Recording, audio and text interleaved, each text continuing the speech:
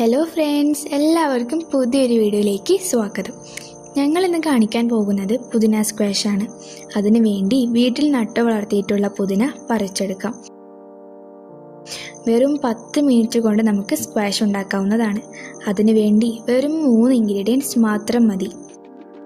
നല്ല ഫ്രഷ് പുതിന, sugar, lemon എന്നിവയാണ് വേണ്ടത്.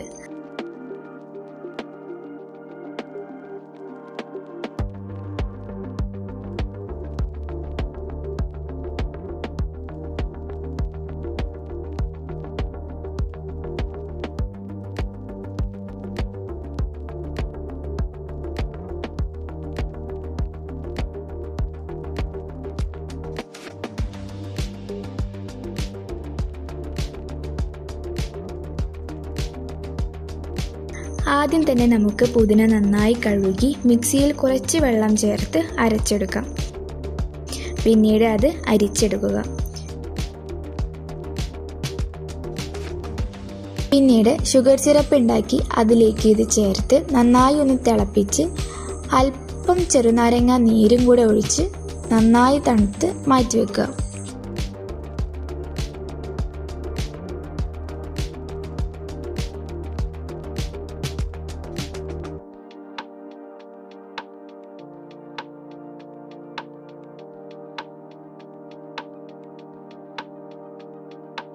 ഷുഗർ സിറപ്പ് തയ്യാറാക്കി അത് നന്നായി തിളപ്പിച്ച് വന്നതിനു ശേഷം അതിലേക്ക് നമുക്ക് അരിച്ചെടുത്ത പുതിന ഒഴിച്ചു കൊടുക്കാം.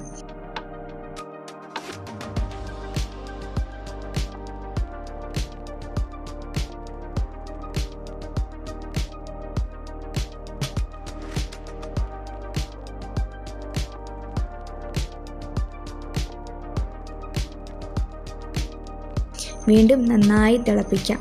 ശേഷം ഫ്ലെയിം ഓഫ് ചെയ്ത് അതിലേക്ക് ചെറുനാരങ്ങ നീര് ഒഴിച്ചു കൊടുക്കാം.